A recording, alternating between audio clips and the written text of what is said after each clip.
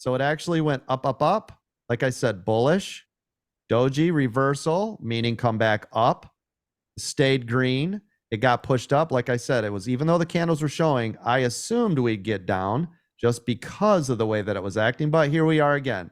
What do we do on VWAP? What is VWAP considered? Resistance. So what do we do? But There you go. And where's your stop? right above it. There you go. And now you guys are getting paid on that, right? And you move your stop down. Stopped out, boom, made money. You see how quick that works? If this breaks above VWAP, what are we going to do?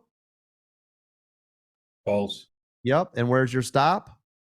Below it. Yep. Right below VWAP. Yep. Otherwise, puts. This is where we learn here. Yep. Now, if you guys are 2-minute EWO traders, you don't care. You're probably still in this 2-minute EWO because it's still clear to go.